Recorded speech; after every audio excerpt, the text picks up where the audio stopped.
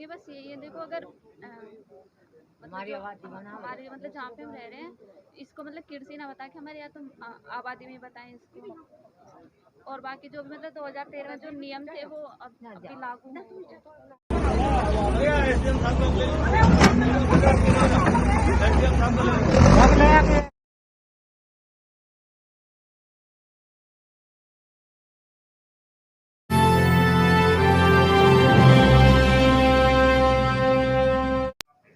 नमस्कार, मैं तालिब चौधरी आप सभी का स्वागत करता हूं न्यूज़ टाइम भारत में। और इस वक्त हम मौजूद हैं गौतम बुद्ध नगर के दादरी क्षेत्र बोड़ाकी गांव में, जहां किसान जो है धरने पर बैठे हैं क्योंकि उनकी ज़मीनों में रेल की लाइन बिछाई जा रही है, जिससे कि उन्हें परेशान हो रही है।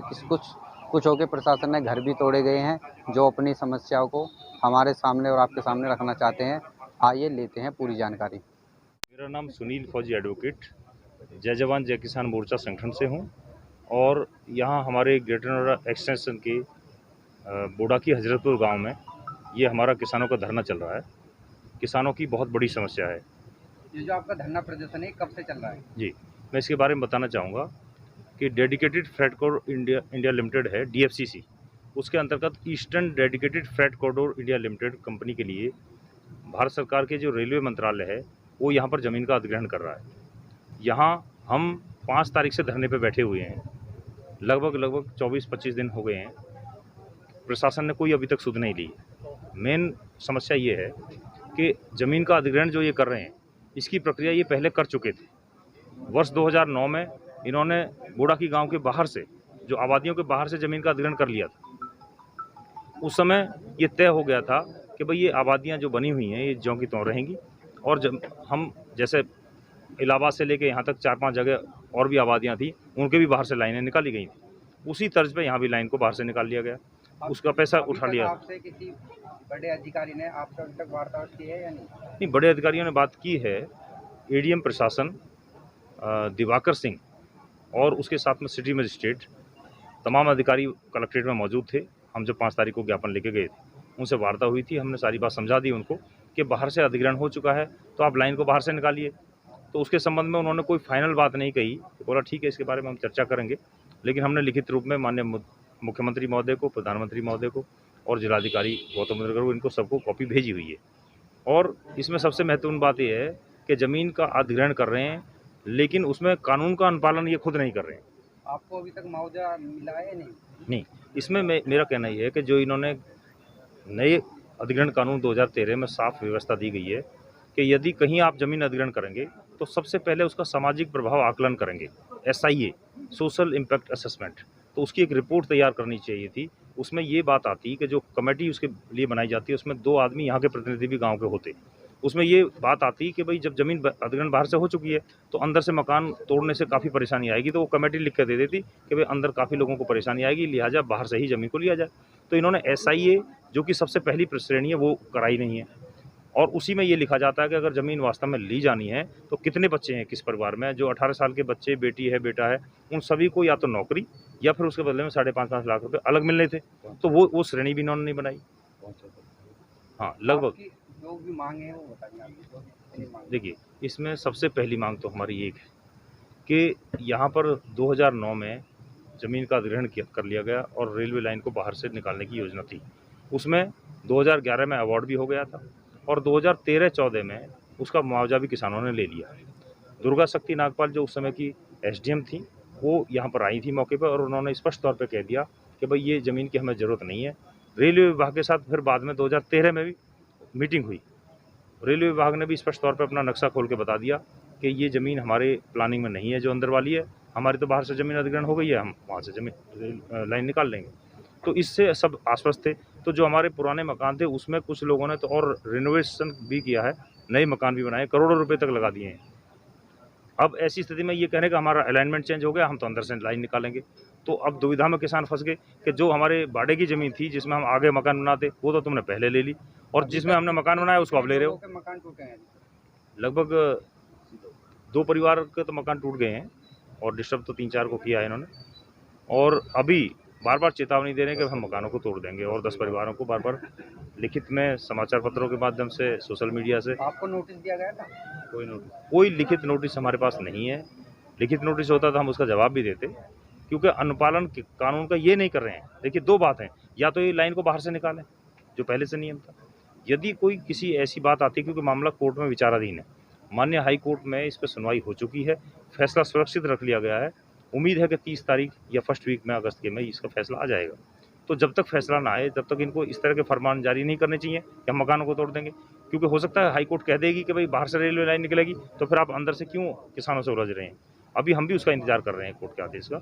लेकिन एक बात और है, फर्ज करो कि अगर मान लिया अंदर से ही लाइन निकलनी थी, तो भी उसके लिए अधिग्रहण करने के लिए जो कानून बना हुआ है उसमें SIA पहले कराया जाता, सबका सामाजिक आकलन होता, उसके बाद धारा 26 के तहत मुआवजा तय किया जाता है, उसमें बाजार दर निकाली जाती। बाजार दर हमारे यहाँ की बोडाकी गांव की कम से कम 7-8 हज़ार रुपये मिनिमम है मीटर में, और उसके हिसाब से अगर हम ग्रामीण क्षेत्र हैं तो 4 गुना मुआवजा हमें मिलना चाहिए। तो ना तो बाजार दर निकाली है, ना 4 गुना मुआवजा दिया है। उसके लिए हमारे पास पूरे दस्तावेज मौजूद हैं, क्योंकि स्पष्ट तौर पर उत्तर प्रदेश सरकार ने भी नए कानून को मानते हुए ये लिख दिया है कि यदि अर्धनगरीय क्षेत्र भी है और वहाँ पर पंचायत मौजूद नहीं है, तब भी अगर नगर पालिका नहीं है तो उसको ग्रामीण क्षेत्र माना जाएगा। आपके यहाँ के जो विधायक है उन्होंने आपकी कुछ सहायता की है?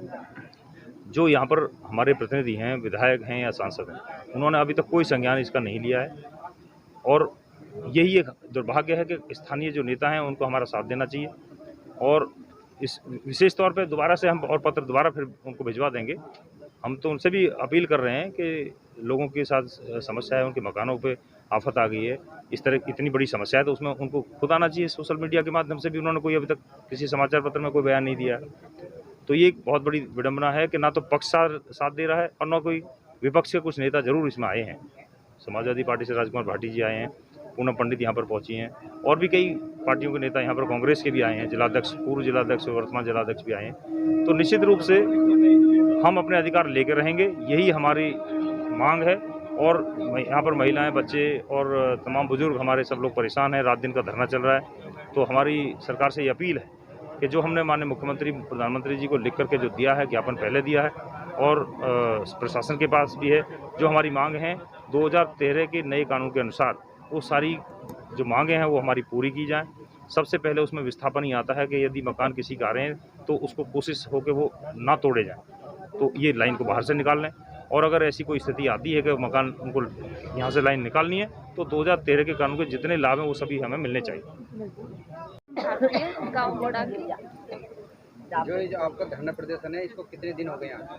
इसको आज शायद 24 से 25 दिन हो गए, 5 तारीख से चल रहा है। आप 5 तारीख से यहीं पे बैठे हैं? हाँ जी, यहीं पे। अभी तक आपकी किसी से वार्तालाप हुई है बड़े अधिकारी से? नहीं, अभी यहाँ पे तो कोई नहीं आया, मतलब बाहर ही जाते हैं, जो बात करने के लिए जाते हैं। यहाँ पे धरना स्थल पे कोई भी नहीं आया अभी बाहर से। आपके जो घर तोड़े गए हैं वो कितनी तारीख को तोड़े गए थे?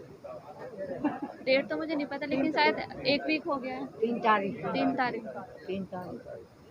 तो आपको कुछ नोटिस दिया गया तब? नहीं, तोड़ने से पहले कोई नोटिस नहीं दिया गया है। और आपकी मांग है क्या? मांगे बस यही है, देखो अगर हमारी आबादी बना, हमारे मतलब जहाँ पे हम रह रहे हैं, इसको मतलब किरसी ना बता के हमारे, या तो आबादी में बताएं इसको। और बाकी जो भी मतलब 2013 जो नियम थे वो अभी लागू ना नई रेल की पटरी जो बिछ रही है उससे आपको दिक्कत है? नहीं, दिक्कत उससे नहीं है, लेकिन जो हमारी आबादी को आप किरसी में बता रहे हैं उससे हमें दिक्कत। हमारी मांग दी जा, आबादी बनावे और कृषि न बतावे, और जो हमारी मांग है वादे में, और रेल हमें कहीं असुल काटो, हमें कोई दिक्कत नहीं। अगर सरकार आपकी मांग नहीं मानती है तो आपका धरना कब तक चलेगा?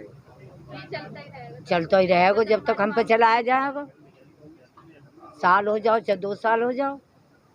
सरकार क्या कह रही है? कुछ भी नहीं कह रही। अभी तक आप गई हो किसी सरकार के पास? गई हैं खूब, बात ही ना करते हुए।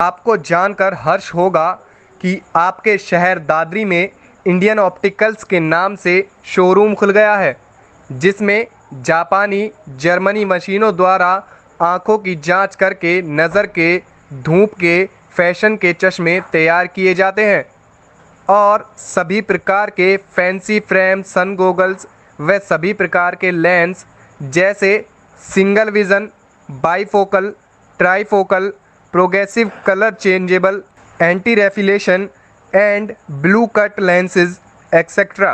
पता है नियर ICI बैंक, शिव मंदिर, धर्मशाला के सामने, GT रोड, दादरी। ऐसी ही बड़ी खबरों को देखने के लिए जुड़े रहिए हमारे साथ न्यूज़ टाइम।